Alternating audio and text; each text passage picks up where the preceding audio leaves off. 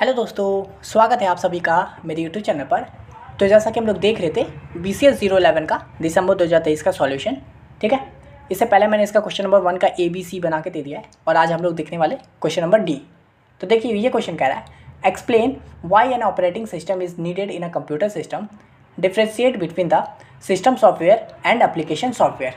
ठीक है, तो देखिए इसमें काफ़ी चीज़ पूछ रहा है और आपको इसी तरह से देखना है। जैसे पूछ रहा है कि हम लोग को ऑपरेटिंग सिस्टम क्यों ज़रूरत है कंप्यूटर सिस्टम में, तो इससे देखिए एक क्वेश्चन बन जाएगा कि ऑपरेटिंग सिस्टम क्या होता है। तो जब आप आंसर लिखोगे तो आपको उसी तरह से ध्यान रखना है कि ऑपरेटिंग सिस्टम भी हम लोग यहाँ से लिख सकते हैं।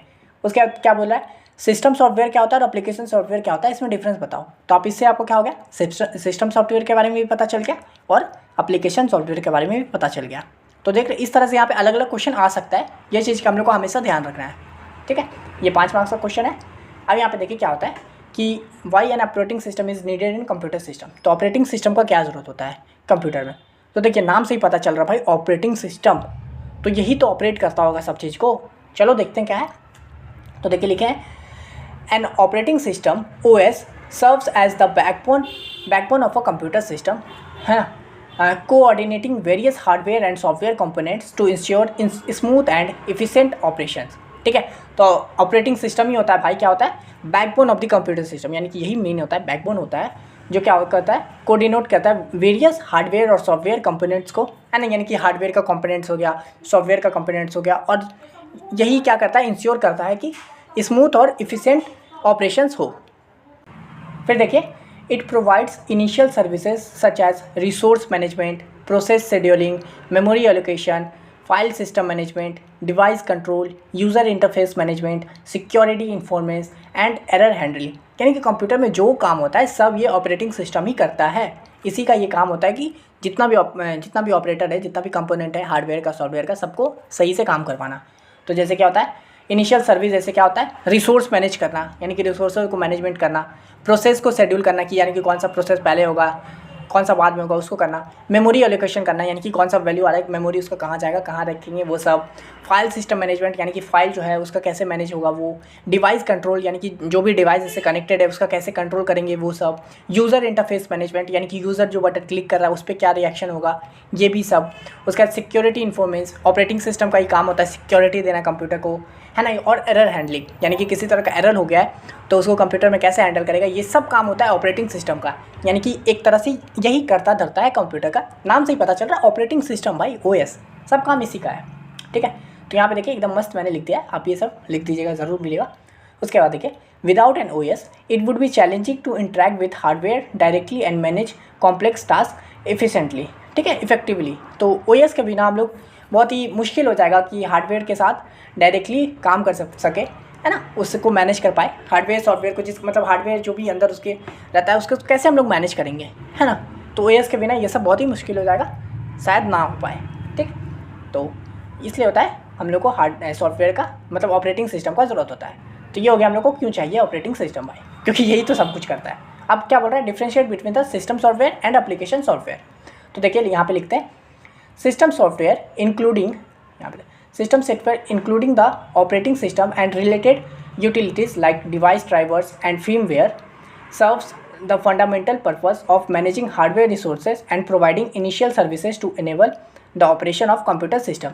यानी कि सिस्टम सॉफ्टवेयर यानी कि उसके अंदर का मतलब सॉफ्टवेयर, ये क्या कहता है, including the operating system and related utilities like device driver, और मतलब डिवाइस कैसे ये होगा उसके अंदर का firmware, उसके बाद services the fundamental purpose of managing hardware resources, है ना, मतलब कि वो हार्डवेयर किस तरह से मतलब उसके जो हार्डवेयर है वो कैसे काम करेगा। उसके बाद फिर प्रोवाइडिंग मतलब हार्डवेयर को अलग तरह का क्या बोलते हैं सर्विसेज प्रोवाइड करवाना, और उस फिर ऑपरेशन करना, ये सब काम होता है हम लोग का सॉफ्टवेयर का।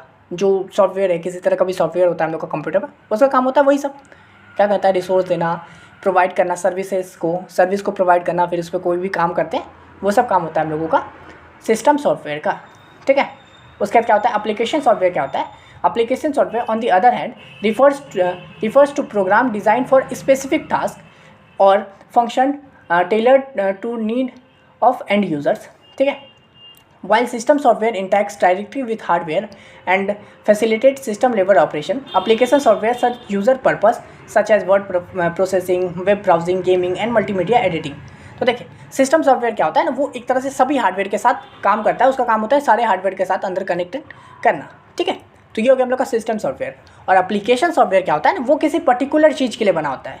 तो यहाँ पे देखिए वही लिखे हैं, refers to application software on the other hand refers to program designed for specific task और function, ठीक है। यानी कि एप्लीकेशन सॉफ्टवेयर किसी एक तरह का काम के लिए बना होता है। जैसे कि कोई एडिटिंग सॉफ्टवेयर हो जाता है, उसका काम, उसमें क्या होता है, आप एडिटिंग कर सकते हो, यानी कि किसी वीडियो को एडिट करना है। फिर ऑडियो के लिए भी अलग सॉफ्टवेयर होता है, एप्लीकेशन सॉफ्टवेयर, जिसमें आप ऑडियो को एडिट कर सकते हो। तो इस तरह का काम होता है हम लोगों का आ गया एप्लीकेशन सॉफ्टवेयर में, ठीक है। और ये and while system software interacts directly with hardware and facilitates system level operations, ठीक है। यानी कि ये जो सिस्टम सॉफ्टवेयर होता है, ये जो भी कंप्यूटर होता है, जैसे अभी मैं लैपटॉप पे बैठा हूँ तो इसके अंदर एक सॉफ्टवेयर होगा सिस्टम सॉफ्टवेयर, जो इसके अंदर का सभी हार्डवेयर को कंट्रोल कर रहा होगा। जैसे कि माउस ये कर्सर पे हम कर रहे हैं तो क्या होगा, उस पर राइट क्लिक करेंगे तो क्या होगा, लेफ्ट क्या होगा, ये अंदर हार्डवेयर के साथ सारा काम कर रहा होगा।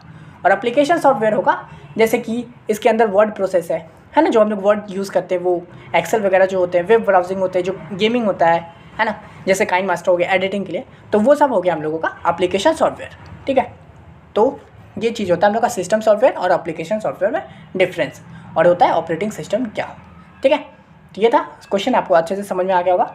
अब चलिए नेक्स्ट क्वेश्चन क्या कह रहा है, तो ये कह रहा है what is an algorithm, what are the 3 control statements in the context of algorithm, explain each statement with help of example, ठीक है। पूछ रहा है एल्गोरिदम क्या होता है, वो 3 कंट्रोल स्टेटमेंट्स क्या होते हैं एल्गोरिदम में, उसके बाद हम लोग को ईच को बताने बोल रहा है, ठीक है। 7 मार्क्स का क्वेश्चन है, चलिए इसको करते हैं। तो यहाँ देखिए क्वेश्चन क्या कह रहा है, मतलब आंसर है an algorithm is a set of well defined step by step instruction that defines a clear procedure of solving a problem और performing a specific task. Algorithm आप लोगों को पता है कि क्या होता है, एक set of well defined step bye instruction, simple, ये स्टेप बाय स्टेप इंस्ट्रक्शन होता है किसी भी काम को करने का, उसी को क्या कहते हैं एल्गोरिदम। तो वही देखिए step by that defines a clear procedure, है ना, मतलब क्लियर प्रोसीजर बताता है फॉर सॉल्विंग अ प्रॉब्लम, यानी कि किसी प्रॉब्लम को सॉल्व करने के लिए या कोई परफॉर्म करने के लिए किसी स्पेसिफिक टास्क को, तो वो हो गया हम लोग का algorithm. It's like a recipe in computing outlining the exact steps needed and achieve the desired outcome, यानी कि ये रेसिपी होता है कि मतलब कैसे करना है, मतलब उसमें क्या क्या स्टेप होगा, मतलब किस किस स्टेप के ज़रिए हम लोग जा सकते हैं, वो हो गया, और अचीव द डिज़ाइन आउटकम, ठीक है। तो ये हो गया हम लोग का एल्गोरिदम का सिंपल मतलब, इतना भी लिखोगे फुल मार्क्स मिलेगा आपको, ठीक है। तो ये क्या होता है, वेल डिफाइंड होता है, स्टेप बाय इंस्ट्रक्शन होता है किसी वर्क को करने के लिए। तो ये हो गया हम लोग का एल्गोरिदम।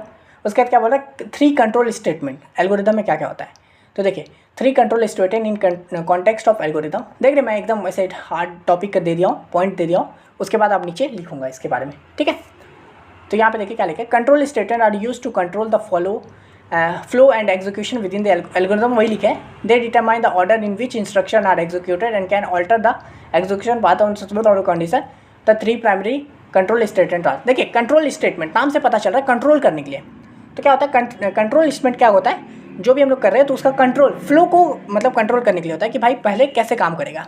जैसे यहाँ से पहले फर्स्ट स्टेप में आया, फिर सेकंड में आया, फिर सेकंड में कुछ कंडीशन चेक करेगा, उसके बाद थर्ड में जाएगा, नहीं तो फोर्थ में जाएगा, उसी सेकंड वाले जो भी कंडीशन है उसके हिसाब से। तो वही है, क्या बोलता है, within control the flow of execution within the algorithm, they determine the order in which instruction are executed, यानी कि वो ऑर्डर डिसाइड करता है कि किस में जो हम लोग का इंस्ट्रक्शन है वो चलेगा, है ना। जैसे कि पहला चला, दूसरा स्टेप चला, फिर दूसरा में कोई कंडीशन चेक हुआ, अगर वो कंडीशन सही हुआ तो तीसरा पे जाएगा, अगर वो कंडीशन गलत हुआ तो चौथा स्टेप पे जाएगा।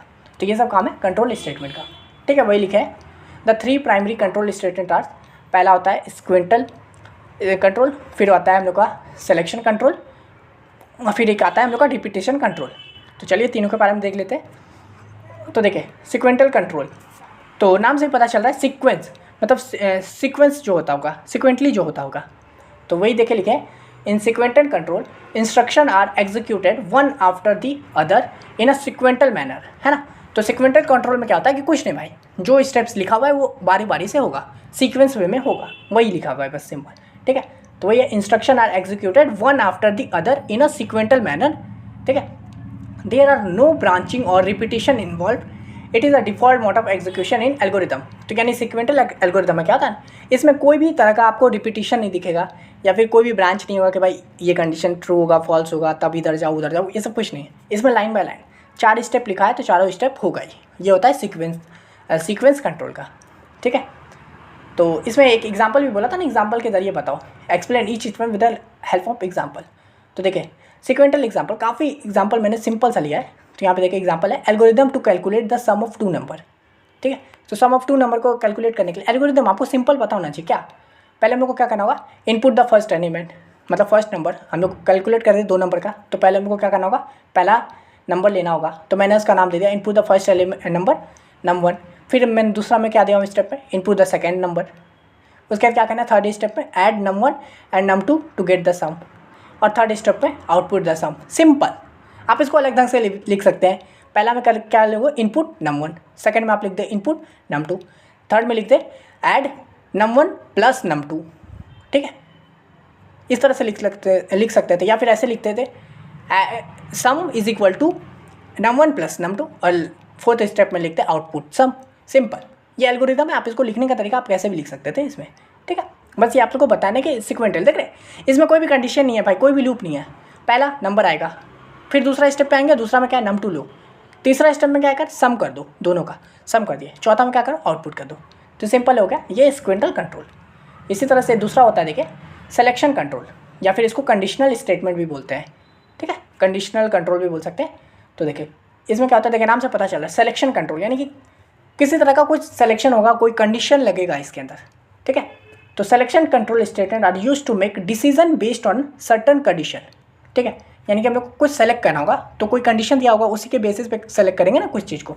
तो वही है, statement are used to make decision based on a certain condition, यानी कि डिसीजन लिया जाएगा किसी कंडीशन पे। They allow the algorithm to choose between the alternative course of action depending on whether the condition is true और false, यानी कि इसमें कंडीशन लगा रहेगा और फिर एल्गोरिदम उसी के हिसाब से रिएक्ट करेगा। जैसे कि मान लीजिए कोई एल्गोरिदम लगा हुआ है जिसमें पूछा हुआ है कि अगर हम लोग का जो नंबर है वो 5 से छोटा है तो स्टेप 3 पे जाओ, नहीं तो स्टेप 4 पे जाओ। तो वहाँ पे देखिए कंडीशन लगा हुआ है, तो उसके हिसाब से एल्गोरिदम। तो देखिए वही लिखा हुआ है कि एल्गोरिदम क्या कहता है, उसको एल्गोरिदम में ये सिलेक्शन कंट्रोल क्या कहता है, चूज़ करने के लिए ऑप्शन देता है कि या तो ये चुनो या तो वो चुनो, अल्टरनेटिव वाला चुनो, या फिर अभी जो एक्शन है उसी पे चलते रहो, ठीक है। तो ये कंडीशन अगर ट्रू होगा तो वापस चलो, नहीं तो फॉल्स होगा तो उस तरह से, ठीक है। तो इसका भी चलिए एक एग्जांपल देख लेते हैं और अच्छे से समझ पाएंगे। तो यहाँ पे हम लोग algorithm to define it number is even और ऑड, ठीक है। तो हम लोग एक एल्गोरिथम बना रहे हैं जिसमें हम लोग जो भी नंबर रहेगा उसको देखना है कि वो इवन है या ऑड है। तो यहाँ पे देखिए पहला क्या है स्टेप, इनपुट अ नंबर, एक मैं नंबर लूँगा नम, अब हम चेक करेंगे कि ये इवन है या ऑड है। तो सेकंड स्टेप में वही किया हूँ, if number is divisible by 2 with no remainder, ठीक है। तो हम लोग आउटपुट कर देंगे द नंबर इज़ इवन, है ना। यानी कि अगर हम लोग कोई भी नंबर है उसको वो इवन है कि ऑड है कैसे पता करेंगे, तो उसको दो से डिवाइड करेंगे, अगर 2 से वो पूरा डिवाइड हो गया तो वो इवन है, नहीं हुआ तो ऑड है। तो वही लिखे अगर नंबर डिविजिबल हो गया 2 से और नो रिमाइंडर, यानी कि कोई रिमाइंडर नहीं आया या फिर 0 आया, है ना, तो वो हो गया हम लोग का नंबर इवन। और अगर ऐसा नहीं होता, इफ़ अगर ऐसा नहीं हुआ तो एल्स में क्या आ जाएगा, नंबर इज़ ऑड, ठीक है। यानी कि अगर 2 से डिवाइड नहीं हुआ तो वो नंबर ऑड है। तो यहाँ पे देख रहे कंडीशन चला कि पहले चेक करो कि नंबर डिविजिबल बाई 2 है कि नहीं, अगर 2 है तो फिर इसमें आओ आउटपुट कर दो इवन, नहीं तो एल्स में आके कर दो नंबर ऑड है। सिंपल। अगर यहाँ पे मान लीजिए मैं 5 ले लेता नंबर को, तो यहाँ पे चेक होता if number is divisible by 2 with no remainder, तो 5 तो 2 से डिवाइड होता नहीं है ना, 0 नहीं आता उसमें, तो वैल्यू आ जाता है 1, तो इसमें नहीं आएगा, एल्स में आ जाते और नंबर कर देते ऑड। तो ये हो गया हम लोग का सिलेक्शन कंट्रोल या कंडीशनल स्टेटमेंट, ठीक है। आप इसको अपने ढंग से लिख सकते हो, जैसे लिखना है आपको, एक्सप्लेनेशन जैसे देना है उसको दीजिए, आपको पता चल चुका है कि क्या होता है कंडीशनल स्टेटमेंट। उसके बाद देखिए रिपीटेशन कंट्रोल या फिर लूपिंग स्टेटमेंट भी इसको बोलते हैं, ठीक है। तो देखिए रिपीटेशन कंट्रोल या फिर लूपिंग स्टेटमेंट, तो repetition control statement are use to repeat a sequence of instruction multiple times until a specific condition is met, ठीक है। They allow for efficient execution of repetitive task. नाम से पता चला repetition control यानी या फिर लूपिंग स्टेटमेंट, यानी कि लूप चलेगा, यानी कि एल्गोरिदम में कोई ऐसा लूप आ जाएगा जिसमें वो लूप लगातार चलते रहेगा, मतलब उसके अंदर कोई ऐसा कंडीशन होगा जो बार बार चलेगा एक सर्टन जितना आपको स्टेटमेंट दिया हुआ है उसके हिसाब से, ठीक है। चलिए इसका भी बस वही है, देखिए ये सब चीज़ आपको खुद से भी लिख सकते हैं। Repeating statement are use to repeat a sequence of instruction, है ना, रिपीट करने के होता है sequence of instruction multiple times until a specific condition is met, यानी कि कोई कंडीशन दिया हुआ है वो जब तक नहीं मतलब पूरा नहीं हो जाता तब तक वो कोई भी सीक्वेंस जो होता है वो सीक्वेंस रिपीट होते रहेगा, ठीक है। तो इसका एग्जांपल देख लेते हैं। तो इसमें मैं कर रहा हूँ algorithm to print number from 1 to 10, ठीक है। तो ये एक एल्गोरिदम लिख रहे हैं जिसमें मैं नंबर को 1 to 10 प्रिंट कर रहा हूँ। तो देखिए इसमें तो आप ऐसा भी कर सकते थे, मतलब लिखने के लिए क्या होता, पहला स्टेप प्रिंट 1, फिर दूसरा स्टेप लिखते प्रिंट 2, फिर प्रिंट 3, फिर प्रिंट 4। इस तरह से मैं 10 स्टेप करके एक एल्गोरिदम बना देता जिसमें 1 to 10 प्रिंट हो जाता। या फिर मैं एक लूप लगा देता हूँ जिससे एक ही बार में हो जाए सब कुछ। तो पहले क्या करेंगे, initialize a variable num to 1, ठीक है, यानी कि एक नंबर वेरिएबल लेंगे जिसको हम लोग इनिशियलाइज कर देंगे 1 से, यानी कि उसको 1 से शुरू करेंगे, ठीक है। आप देखिए इसको लिखने का तरीका आप डायरेक्ट लिख सकते थे। पहला स्टेप में let num is equal to 1, ये लिखने का तरीका एल्गोरिदम है, आप कैसे भी लिखिए। इसको भी आप अपने हिसाब से लिख सकते थे। तो लेट नंबर एक ले लेते, या फिर इनपुट है नंबर ऐसे, उसके यहाँ पे नम इज़ डिविजिबल बाई 2, इसकी जगह पे आप डायरेक्ट लिखते नम वो मॉड्यूलो 2 इज इक्वल टू 0 है तो आउटपुट ये कर दो, नहीं तो एल्स में ये कर दो। इस तरह से आपको लिखने का तरीका यही है। उसका देखिए यहाँ पे मैं क्या करना है, नंबर 1 से 10 प्रिंट करवाना है। तो मैं एक लूप चला दे रहा हूँ, वाइल लूप, आप लोगों को पता होगा क्या होता है। तो यहाँ पे मैंने एक लूप चलाया, while num is less than और इक्वल टू 10, यानी कि जब तक नम जो है, ये जो नंबर है जो अभी मैंने 1 से किया है, ये जब तक लेस देन है, यानी कि लेस देन और इक्वल टू, यानी कि जब तक 10 से छोटा है या फिर 10 के बराबर है, तब तक क्या करो, आउटपुट कर दो नम को, यानी कि नम को आउटपुट कर दो। और उसके बाद क्या करो, इंक्रीमेंट नंबर बाय 1, यानी कि वाइल लूप एक चलाओ जिसमें नम जब तक 10 से छोटा है या 10 के बराबर है, तो पहले तो 10 को नंबर को प्रिंट कर दो और फिर नंबर को 1 बढ़ा दो, यानी कि num is equal to num plus 1। तो इससे क्या होगा, पहला लूप चलेगा, नम रहेगा 1, क्या 1 10 से छोटा है, हाँ छोटा है, क्या करो आउटपुट नम कर दो, यानी 1 प्रिंट हो जाएगा। उसके बाद क्या करो, नम को 1 से बढ़ा दो, यानी कि नम प्लस 1, यानी कि अभी 1 नम स्टार्टिंग में 1 था तो 1 + 1 2 हो गया। फिर वो वाइल के अंदर ही रहेगा, फिर चेक होगा क्या 2 10 से छोटा है, हाँ छोटा है, तो 2 को प्रिंट कर दो, फिर 2 को 1 से बढ़ा दो तो 3 हो गया, फिर इसी तरह से 3 प्रिंट होगा। इस तरह से ये लूप चलता रहेगा 10 तक। जैसे ही फिर 11 पे हो जाएगा तो फिर चेक होगा क्या नम इज़ लेस देन और इक्वल टू 10, तो नम तो हम लोग का 11 हो चुका है, तो लेस देन तो रहेगा नहीं 10 के, तो फिर हम लोग इस वाइल लूप से बाहर आ जाएंगे, ठीक है। और हम लोग का नंबर प्रिंट होकर आ चुका होगा 1 to 10। तो ये हो गया हम लोग का रिपीटेशन कंट्रोल, ठीक है।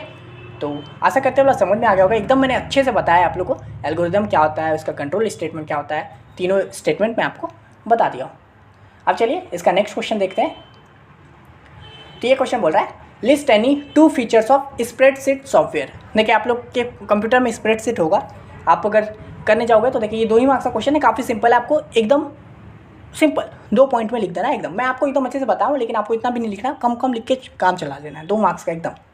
देखिए 2 फीचर, स्प्रेडशीट यानी कि वही MS एक्सेल जो होता है ना उसी को स्प्रेडशीट भी बोलते हैं, तो वही स्प्रेडशीट। तो MS एक्सेल आप लोग यूज़ किए होंगे, तो उसमें क्या होता है सेल्स एंड फार्मूला। एक्सेल आप अगर नहीं यूज़ किए तो जान लीजिए उसके अंदर सेल्स एंड फार्मूला होता है। तो देखिए spreadsheet are like grid where you enter numbers, text और क्रिएट फार्मूलाज, है ना। Formulas allow to perform calculation on the data in other cell, automatically updating results when the source data change, they makes spreadsheet incredible powerful for financial modelling, data analysis and creating dynamic reports. तो ये simple समझिए कि इसके अंदर sales होता है, sales मतलब वो ग्रिड के फॉर्म में होता है, आप लोग एक्सेल यूज़ किए होंगे पता होगा, और उसके अंदर फार्मूला होता है। और फार्मूला क्या यूज़ होता है, क्या वेरियस कैलकुलेशन करने के लिए होता है गिवन डेटा पे। सिंपल इतना लिखिए, सेल्स होते हैं या फिर डायरेक्ट लिखिए फार्मूलाज, ठीक है। तो स्प्रेडशीट में फार्मूलाज होते हैं जिसकी बेसिस पे हम लोग डिफरेंट टाइप के कैलकुलेशंस करते हैं, सिंपल। उसके बाद दूसरा चार्ट्स एंड ग्राफ्स, और भी बहुत सारे होते हैं स्प्रेडशीट में फीचर, आपको 1-2 ही तो लिखना है तो 2 लिखिए। मैंने लिख दिया फार्मूला होता है इसके अंदर, और होता है चार्ट्स एंड ग्राफ्स। आपको पता है चार्ट्स एंड ग्राफ्स क्या होता है। तो spreadsheet software offers tool to create visual representation of your data, you can generate charts and graph बहुत तरह का होता है, bar charts, pie charts, line graphs, ये सब पता है आप लोग को। To easily summarise and analyse trends and pattern in your data, this allow for clear communication and interpretation of complex data sets. तो ये चार्ट्स और ग्राफ्स क्या होता है, आपका जो डेटा दिया हुआ है उसका विजुअल रिप्रेजेंटेशन, है ना, मतलब दिखने में अच्छा कर देता है चीज़ों को, जो आपका मतलब बहुत ज़्यादा चीज़ रहता है, कॉम्प्लेक्स डेटा जो रहता है उसको एक अच्छा वे में दिखा देता है, चार्ट्स ग्राफ वगैरह वो ईजी कर देता है ना। तो वही हो गया, मान लीजिए जैसे आप एक 10 साल का रिपोर्ट बना रहे हो कि किस तरह का आपका परफॉर्मेंस रहा या फिर किस तरह के देश का पॉपुलेशन रहा, तो उस तरह से आप लोग उस वैल्यू में देखोगे, डेटा में देखोगे तो 2011 में इतना था, इस शहर में इतना था, उस तरह में इतना था, तो वो देखने में मुश्किल हो जाएगा। वही अगर हम लोग उसका ग्राफ बना देंगे एक तरह का तो वो आराम से हम लोग को समझ में आ जाएगा। तो वही है offer tool create visual representation of your data, उसके बाद होता है हम लोग जनरेट कर सकते हैं चार्ट्स और ग्राफ को, जैसे बार चार्ट हो गया, पाई चार्ट हो गया, ग्राफ हो गया। तो क्या करना, ईजिली समराइज़ कर देना और एनालाइज करना trend and pattern unit data, यानी कि जो भी आप लोग का डेटा है उसको एकदम अच्छे से समराइज़ करके दिखा देना, बस यही है ना। तो इसमें हम लोग देख लिया है क्वेश्चन नंबर 1 का डी, ई और एफ नंबर, ठीक है। तो आशा करते हैं वाला वीडियो आपको समझ में आ गया होगा। अगर आपको ये वाला PDF चाहिए BCS 11 का दिसंबर 2023 का, तो आपको पता है क्या करना है, सिंपली आप इस वीडियो का लिंक कॉपी कीजिए, मेरे इंस्टा पे आके बस पेस्ट कर दीजिए। इंस्टा का लिंक डिस्क्रिप्शन में दिया हुआ है, मैं आपको बता दूंगा। देखिए ये फ्री PDF नहीं होगा, पेड PDF होगा, तो मैं आपको बता दूंगा कैसे पे करना है। आप पे करोगे और ये PDF मैं आपको वहाँ पे प्रोवाइड करवा दूंगा, ठीक है। तो और अगर आप इस चैनल पे न्यू हो तो आपको पता है इस चैनल पे मैं प्रॉपर पढ़ाई करवाता हूँ BCS से related, first second third fourth सभी सेमेस्टर का प्रीवियस ईयर सॉल्व करवाता हूँ। मैंने BCS 11 का भी बाकी प्रीवियस ईयर सॉल्व करवा दिया है, उसको भी जरूर देख लीजिएगा। लिंक आपको डिस्क्रिप्शन में मिल जाएगा प्लेलिस्ट का, या फिर आप डायरेक्ट चैनल के प्लेलिस्ट वाले सेक्शन में जाके देख सकते हो। अगर आप बाकी भी किसी भी सेमेस्टर से हो तो आप एक बार जरूर देख के जाइएगा, ये चैनल आपके काम का ही है, आज भी, 6 महीने बाद भी, साल भर बाद भी, 2 साल बाद भी, ठीक है। तो आशा करते हैं वीडियो समझ में आ गया होगा। मिलते हैं नेक्स्ट वीडियो में, तब तक के लिए धन्यवाद।